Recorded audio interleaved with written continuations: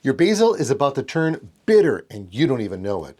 There's one mistake ruining your harvest, but if you leave it alone to flower, you won't believe what gets attracted to them.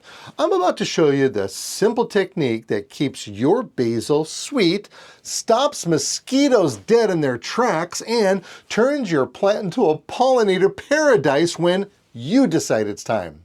By the end of this video, you'll know exactly when and how to do it with no tools at all, plus the secret timing that gives you the best of both worlds. So smash that like button, subscribe, and let's save your basil.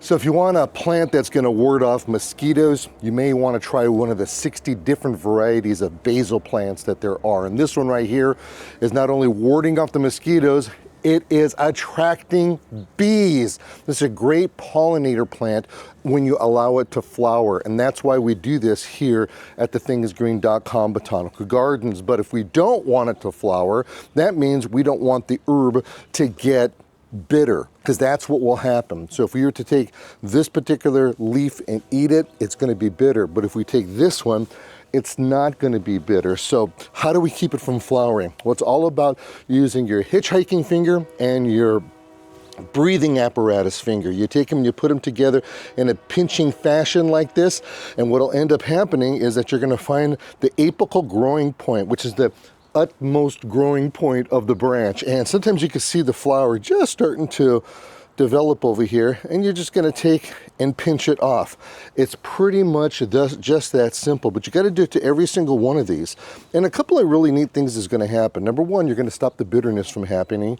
And the second thing is that the plant is going to get fuller. It's going to take and push the growth downwards. There are buds that are dormant down here that'll start to manifest themselves. They'll start to grow, and the plant will just thrive like crazy. Now, this one out here is planted in a raised planter bed. It's getting the eastern sun right now, which is really uber awesome. But as the sun moves over to that western side, this plant is actually protecting it and giving it the shade from the afternoon sun. Because if you take a look at these leaves, they are just big and fleshy and just so delicious.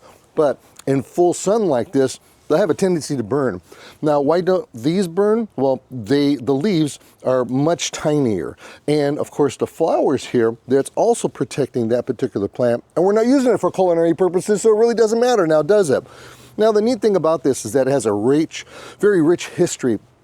As a matter of fact, this particular plant was actually known as the king of herbs, and royalty used to just absolutely dig on it, and so should we, especially on our pizza.